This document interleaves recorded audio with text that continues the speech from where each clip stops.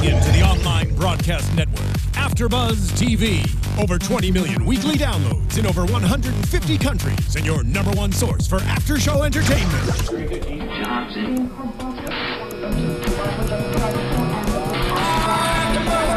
AFTERBUZZ TV, the destination for TV superfans. Producing after shows for over 300 of your favorite TV shows, interviewing celebrities and showrunners, and bringing you behind-the-scenes exclusives. All thanks to E! Entertainment's Maria Menounos, producer Kevin Undergaro, and internet leader Akamai. Now, let the buzz begin! Woo! Yay!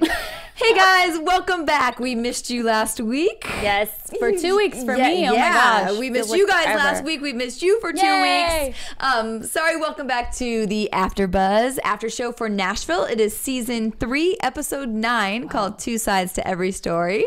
Real quick, we got to talk about her skipping out on that last episode. Oh my gosh. And your thoughts now, because all season you've been rooting for Luke. Yes. Oh my gosh, I watched it really late because I was super busy last week or 2 weeks ago. So I just caught up last week, and I'm watching it like, no, you can't do this to me, Luke. You can't do this to me right now. I felt so dumb for having loved him for so long and being like, no, he's good. No, you'll see, he's good. And I'm like, oh, the girls are probably laughing at me now. I'm like, oh my gosh, why? I tweeted him, I Instagrammed him. I was like, why are you doing this to me right now? We all loved you. We all saw you be like, oh my gosh, I just caught up, and no, I'm done. We were like, yes, finally she sees the light. And I thought maybe like at the end he kind of redeemed himself. I'm like, okay, can I get myself to like him? But I can't. Yeah, we all teased. We thought, we're like, well, you knew that episode, and you didn't want to face us all. Right? And that's why you That's skipped. exactly what happened. Well, anyway, I'm glad you're now on our team as well. But it took a while, but yeah.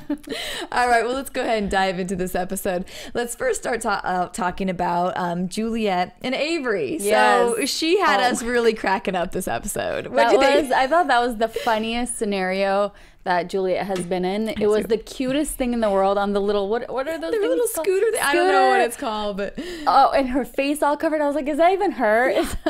it was funny enough just in the car when they're outside his house. What's he doing now? What's he doing now? Like, you know, like this is stalking. She was so cute there, but then she took it to the whole other level. Yeah, and we saw that. It's adorable to see her in this kind of I don't know what's the word I'm looking for. Not so like, oh, I'm the best and confident, you know. She's kind of like a little vulnerable. Yeah, vulnerable. And Thank you. Yeah. So I really like seeing her like that. I do too, and I think, you know, again, she always like continues to amaze us. I think now we're seeing a great like comedic side to her, because she was really, I mean, just the faces, and then even when she's like, you know, talking and she's like leaning back and patting her belly when she gets busted, and like just little subtle like, funny things. I got his baby. Yeah. She's like, you may be hot, but I got this. Yeah, so she was funny. So she almost blew his producing deal. Yeah, that was interesting. I didn't think Sadie would walk away so fast, but then when Juliet goes and talks to her afterwards, and she says, I know the whole ex thing, and we saw that 2 weeks ago with her ex and at the award show, and she tells Luke about that. So it kind of made sense that she doesn't want to deal with that drama anymore. Yeah, definitely. And did you think for a little bit that there actually could be something developing romantically with Sadie and Avery?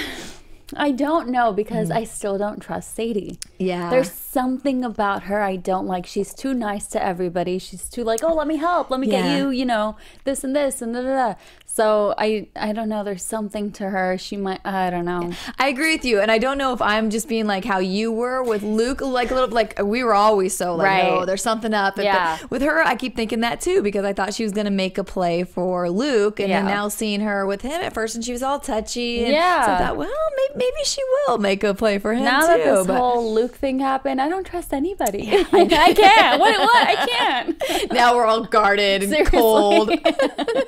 She could be like the nicest person in the world. Right. Well, I liked that.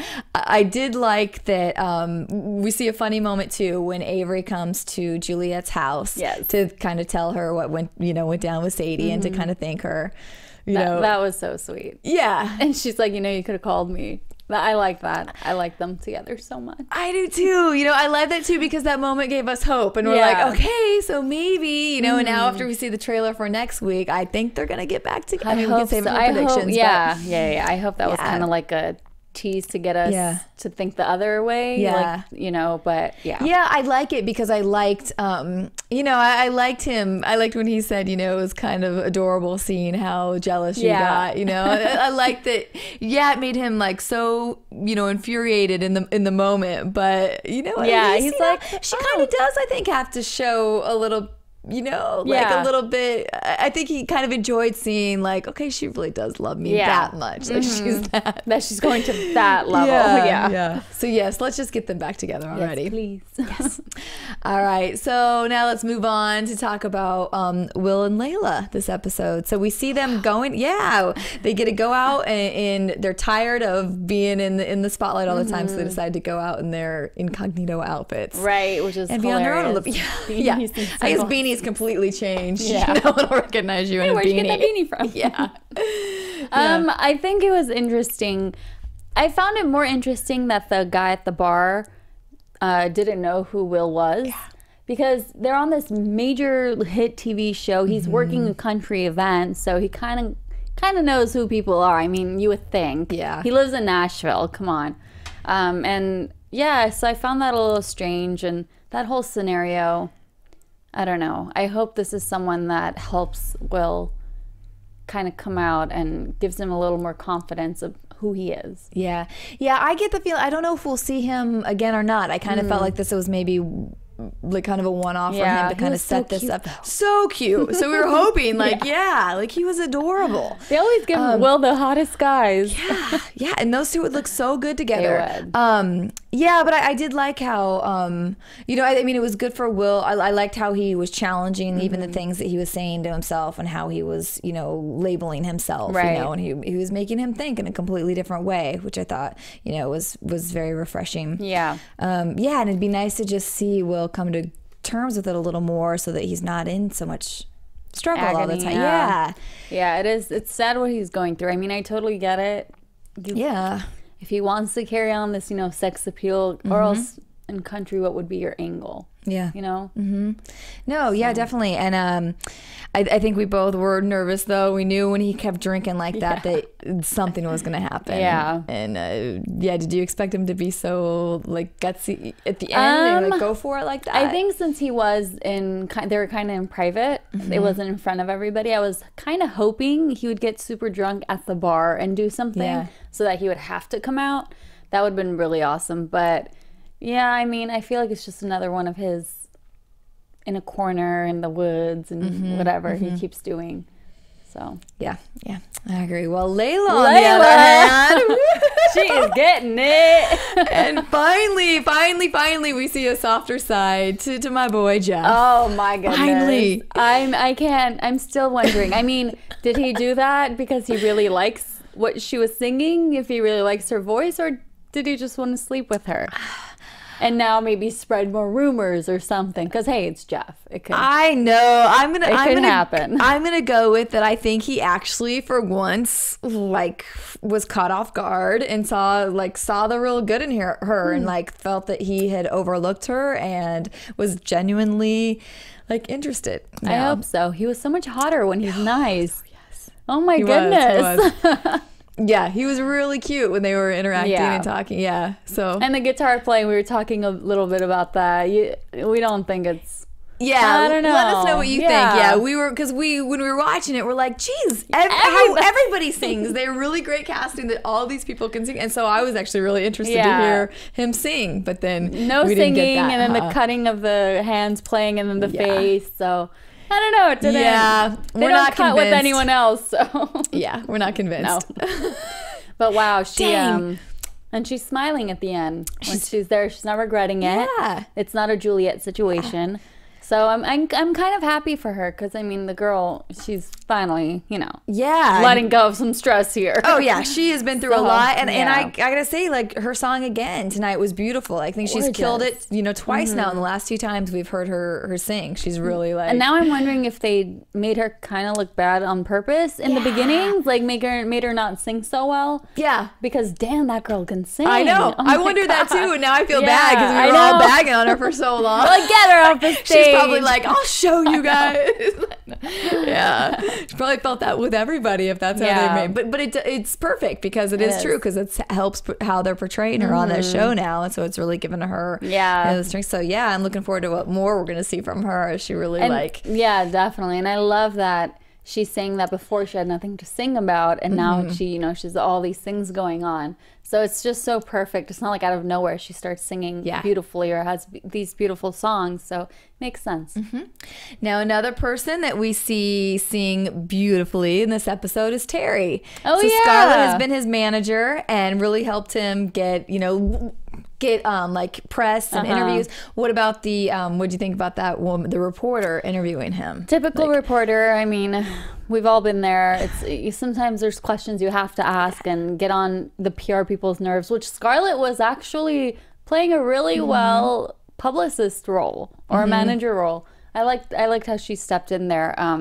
But I mean, I get why the reporter may have asked, but it's really low. It's a TMZ low. Exactly. I was very disappointed in her too. It's like, come on, he's just, you know, stepping out and feeling better. You just don't need to go there and do that to him. But but then it seemed like he was going to be okay after that, and he's up on stage and he's just killed it. Amazing. Yeah. Oh my gosh, I really hope his story isn't over. I have a feeling it kind of is, but we need more of his music. That was amazing. It's so different with the harmonica, and I loved it. Yeah, and loved it. I was so upset too to see him going through. I was hoping that he was going to have the flashes of going through what Scarlett did, so that we can see that they relate on that level. But then I was hoping he was just going to turn it, like he was going to be able to kind of breathe through it, and then the applause would turn back into applause again instead of. So I was kind of bummed when he ran off and had the same. You know, but I mean, it led to the really great interaction of him calling Scarlett out, you know, for being a coward, which, you know, we needed she needed to have that motivation. I think more than anything, Scarlett didn't help Terry as much as Terry helped Scarlett. So I think this is a great thing. And we finally saw her back on stage and owning it and having fun. That was so cute. Yeah, she like dancing on the stage. She's so cute up there, and then she just gets that big smile, and it's like you just tell she just really loves being up there. Someone else we see not being so happy though in all of this is Zoe. Oh, poor Zoe. Yeah, I mean, I totally get why she lashed out at Gunnar. I get that she wasn't being selfish. That's not when she said, if I'm being selfish for not wanting to take responsibility, something like that, for your responsibilities. Yeah, like that's not her responsibility. And it's not, I mean, I get why it's Gunnar's, but it was kind of thrown on his lap out of nowhere, and it shouldn't be fully his responsibility. Yeah, he should have to share it with Kylie. So it's not fair all around. I agree with what Zoe did. Gunnar is the one being selfish. I totally agree with you. Yeah. For all those same reasons, you know, it would be different and it would also be different if the child was involved when they first started dating, and she knew that was, you know, that kind of was the package, you know. But all of this was completely dumped on her, and I completely agree. I don't think it's selfish either, because I think, you know, she's got to stand up for her goals and what she wants, you know, because this is what she came there for, you know. She's been working not to play mom. So no, I thought good for her as well, and I definitely thought he was out of line for you know, the way he handled it too. He went completely, you know, overboard the episode before, you know, blaming everything on her when he got lost, when she had been nothing but helpful. And I think it stepped up more than a lot of people would to begin with. So I think I also think it's his fault in not being more willing to work and meet her halfway on that. And then also we thought that he was also selfish for what he did to the band. Yeah, talk about that a little bit. Yeah. Oh my gosh, when the guy Noel called and said, "Oh, you want?" He's like, "No, not for me." Hello, there's 2 other lives here. There's 2 other people whose careers and you know, they have to make money, they have to support themselves. And yeah, Avery's doing producing and stuff, but being on tour and being the next Lady A, that's gigantic. You don't just be like, oh no, I'm good, you know. Get a tutor for your kid, take him on the road with you. It's not that big of a deal. Yeah, totally agree. And I mean, that's what ultimately led for Zoe to leave, because he did that in front of him and was costing him the gig to begin with. Yeah. You know, so then to not even, then he had a little more time to process it, and still to the next day. So like nonchalant, no, I'm good. And not even talk to the band at all. Yeah, that, I mean, yeah, that would just infuriate me as a band member. They could figure out a way where maybe they could work out the schedule, but he didn't even look at any of the grandparents. They were talking about the grandparents a couple weeks ago. He could go do something, anything. Like, it was just wrong on so many levels. And I do think that if Gunnar wasn't in the position he was in, if he hadn't just won the CMA, right? The CMA, and be, you know, having all this cash flow, then he would have thought twice about it. Yeah. And he's not thinking that the other two might be in that situation. Yeah. So and clearly Micah's into music. He's there on the drum set. So, you know, maybe be good for him to experience road life a little bit and get into the music. Yeah. Gunnar disappointed us. I'm not happy. Bad. All right. Well, speaking about not being happy, so let's talk about Rayna and Deacon and Luke. Oh, she's killing me. All right. Well, let's first, before we get into that, let's talk about this whole Christmas thing. Oh my gosh, it was so fake, but so real. Like something like that, you know, it's happening everywhere. The holiday shows and things like that. I think I pointed out while we were watching, when Luke sees Rayna and Deacon talking and tells the director to kind of wrap it up so that she can wrap it up. So I was like, okay, red flag. He's always, you made me rewind that. He's always like making sure they're something. And when she sees Deacon and grabs his arm and pulls him, you could see him just staring at her like, if looks could kill. Exactly. So I was not happy about that, Luke. And I feel like I don't know, I feel like he broke my heart in so many ways. But then I feel like he redeemed himself just teensy-weensy bit when he let her go and talk to Deacon. But then again, he had like this big sigh of relief when she was like, oh, it didn't go so great. He's like, oh, good. Yeah. You know, so he literally. And I will give it to you. I think he looked better than ever in this episode. Like by the tree and those sweaters and just the looks that he had. Oh my goodness. He was looking very. Yes, we do.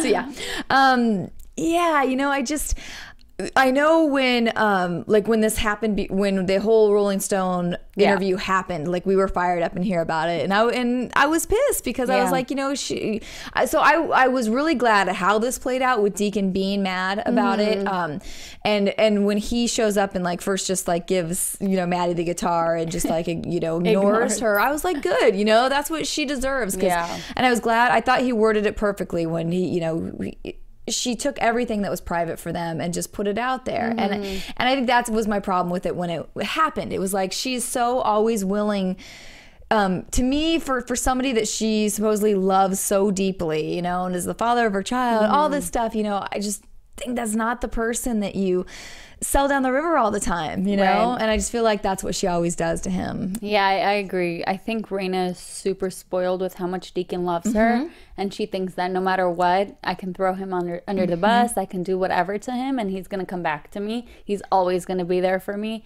So I think that she thought, okay, well, I'm gonna protect my kids, and I'm gonna throw him under the bus, because if I threw anyone else under the bus, they'd be really mad at me, and I'd never hear the end of it, or they'd never forgive me. But she knows that Deacon will at the end forgive her, because that's what he does. And he did. And that's what, you know, I think, that's what bothers me too, is like, you know, she chose to sacrifice him on this one, and then she the way she explains it to him is putting it that, you know, she had to protect their daughter, but it was because of all of Rayna's choices that all of this had to happen. You know, she's the one who was with Luke, she's the one who put Maddie in this situation, she's the one who then, you know, does the Rolling Stone, like, and she's kind of realizing that in this episode, that these are all her choices. And I think we see that at the end when she's by the tree alone. Like I think he really called it out too, when he made her look at this life that she's choosing. Right. And just, you know, and it's like, who are you, or something like that. Right, yeah. I think she's losing her a lot of, so yeah. So, yeah, I don't know. I feel like the choices she's made, it's been very business. Like, I think this whole season has been business. But let's add more dates. Let's do this. Let's do that. And I kind of think that's has a lot to do with Luke influencing her about like being this big business and successful, because she was really successful before, but she still had her life. But now she's such a media person. Yeah. So I think he's really kind of ruined her life for that. I do too. And I think hopefully as this goes on now, what she's going to start to realize is, I mean, she was not hurting for money or success prior to all this. And then how much is really that much money like worth missing out on these type of moments with your kids and, you know, ruining your relationship with Deacon. And, you know, just to have this. I still don't see it with them. It's like, even after, like, when the camera stopped rolling, he just walks away. Yeah, he walks away. She gives him slight little pecks. You know, she, you know, is always on her phone worried about Deacon, and I'm not buying it. I see it sometimes, and then sometimes I agree I don't. Like today's episode, I didn't see it at all. I think ever since the CMA Awards, they've kind of been iffy with each other, because she's seeing his true colors finally, like I am. But I also don't think she should be with Deacon. I think he's really bad for her. So, and I actually at this point don't think Deacon should be with her. I feel like he's tried to redeem himself for, you know, his poor choices in the past. And I feel like I'm tired of her every time. Like, she keeps him reeled in. She keeps him there, you know, and then does these things to him. And then, like you said, I think just totally kind of taking it for granted. And wants him there and wants all his support. But then she's so quick every time to like squash him, you know, just like, you know, you have to let this go. You have to, you know, it's also hard to let it go when you're always kind of reeling him, you know.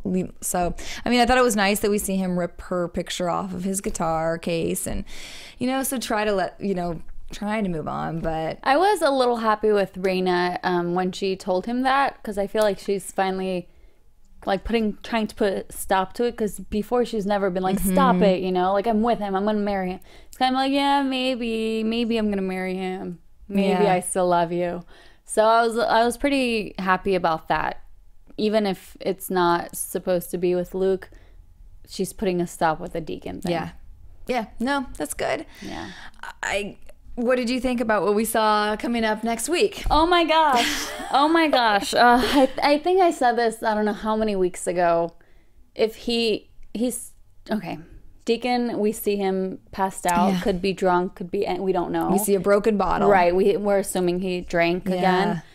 If he drank when she said that Maddie was, or it came out that Maddie was his, any little or big thing that's gonna happen to alter his life, he's gonna go to the bottle, because he can't control himself, and he's not going to, we don't see him going to meetings really. We don't see him really taking control of that aspect of his life. He's just like, oh, I'm not gonna drink. It doesn't work like that. You can't just stop like that, because something big is gonna happen, you're gonna go to the bottle. And now he's like, oh, what do you know, probably thinking what I have to live for, she's getting married, So I don't know. He's a mess. He's a hot mess. Yeah, that part really upset me, because I didn't want to see him have that reaction. Right. So I'm hoping that they somehow tricked us and that it wasn't him, which I'm pretty sure it was. But I think you know Whitney said that she heard that they're not going to make it down the aisle. Yeah. So I don't know. I hope that even if that doesn't happen, that she doesn't go back to him, because I think if he did drink, then he ruined every and any chance. I totally agree with you at that point. If he did drink, then I think they both don't need to be with each other, and they both need to go he needs to like move, or she needs to move. They need to get out of Nashville. But I just really hope, writing wise, I didn't want to see him take that turn again, because I feel like it's the cheap way out again. You know, it's like, oh, we've already done that. You know, we've already done that. Crashed the car. I just don't want to see that again. So what if Luke did something? Poisoned him? Yeah. See, I would rather have that. I would rather have that, like, and to make it look like, you know? Yeah. That would be better. To have it make it look like the Deacon couldn't handle it and he was poisoned. Yeah. That's what we're rooting for. Because that was my prediction. Was it? Okay, we jumped into those a little bit earlier. Was there anything else in this episode that we're missing out? Zoe, I think, is her last episode. Yeah. Boo. Yeah. I mean, it was time. I think a couple weeks ago we said that's time for her to go, but it was still sad to see her leave. Yeah. She's been a guest on the show, and we love her. Yeah. So, Shaylee. Yeah, I agree. Yeah, she's beautiful and she's been fun to watch. And yeah, but yeah, I do think the character kind of, it's time for things to kind of move on. But hopefully she's headed to LA now, so she's gonna be a big actress or something. So maybe she'll come back for some guest stars when her career's taken off. Or maybe they'll see her on TV or something. Yeah. That would we'll be hope to see more of her. Yeah. All right. Well, I think that about wrapped up that episode, right? That was a pretty good episode. Yeah. A lot of stuff happened. Yeah, sure did. All right, well, let's go ahead and talk about a little news and gossip. AfterBuzz TV News. Well, I just had a quick one that I wanted to point out that the cast has posted. They are pretty much taking over the Opry the month of December. Woohoo! So if you guys live anywhere close to Nashville, definitely get out there and check them out. I think there are like numerous performances throughout the month. So we wish we could go. I know. That'd be amazing. In other news, Shaylee, that's how you say her name, right? Shaylee, she Instagrammed a picture of a guitar that Sam gave her and had the whole cast and crew sign it. So I'm thinking it was her exit. She said that was her wrap. Yeah, it was her wrap. gift. And when she saw it, she started crying. So I thought that was really sweet. And it was sweet of Sam to do that. So yeah, really cute. And Marissa, I think you have a little something. Yeah, the CMA Country Christmas just aired on ABC a couple days ago, it being December 3rd. And Claire Bowen actually performed Santa Baby on that show. I bet she was amazing. I didn't see it.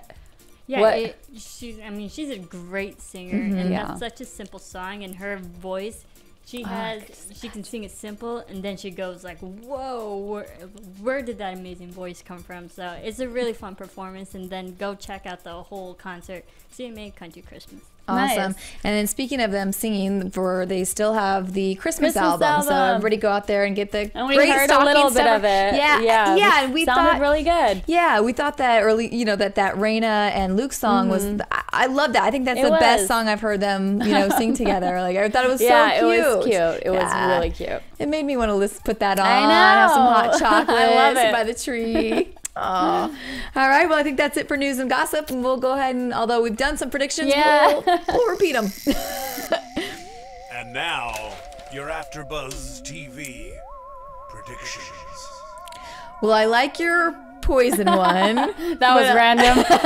I also think something's going to happen with Avery and Scarlett about... what's his name? Gunnar turning down the whole deal thing. I don't know if it's going to turn into too big of a thing because Avery has his own thing going, and I really, really hope that Scarlett gets back on stage and does what she does best. You think maybe Avery will do a little more producing for Scarlett? Ooh, yeah, I like that. And I hope nothing happens with Sadie. Please, Sadie, stay good. Please. Or Sadie's, go for Luke. Or that. I'm down with that. Yeah, I wouldn't mind that one. Marissa, any predictions in there? No. Sorry, I put you on the spot. You ladies had some good predictions, and you know what? I'm excited. Nice. All right. Well, I'm going to be praying for the Luke poisoning prediction all week because I don't want Deacon falling off the wagon again. Yes. No, I don't want it either. Honestly, I don't want it either. Well, okay, and then we did see the trailer. I do think that Avery and Juliet are going to get back together. Oh, we could only hope. I think they're finally going to realize that they want to be a family and they want to raise this kid together. So they're just hoping for perfect. They got to be there has to be a bright spot if we have Deacon going down next week, right? Yes. We can't end. It's the holidays. Yes, it can't be all bad. We need that warm fuzzy feeling inside. Yeah. Oh. All right. Okay, well, I think that about wraps it up for us here tonight. Where can everybody follow you at? You can follow me on Twitter, Instagram, Vine, Facebook, although I don't post many videos at Violet Kanian. Marissa? You can follow me on Twitter and on Instagram at SeraphiniTV. And I am at JJ Jurgens on Twitter, JurgensJJ on Instagram, and at my blog at tomgirl.tv. Thank you guys so much. We will see you for one more week, I think, before then we should get a Christmas break, I think, with Nashville for a little bit. But we'll be looking forward to seeing you next week. Thanks, guys. From executive producers Maria Menounos, Kevin Undergaro, Phil Svitek, and the entire AfterBuzz TV staff, we would like to thank you for listening to the AfterBuzz TV network. To watch or listen to other after shows and post comments or questions, be sure to visit AfterBuzzTV.com. I'm Sir Richard Wentworth, and this has been a presentation of AfterBuzz TV. Buzz y'all later. The views expressed herein are those of the hosts only and do not necessarily reflect the views of AfterBuzz TV or its owners or principals.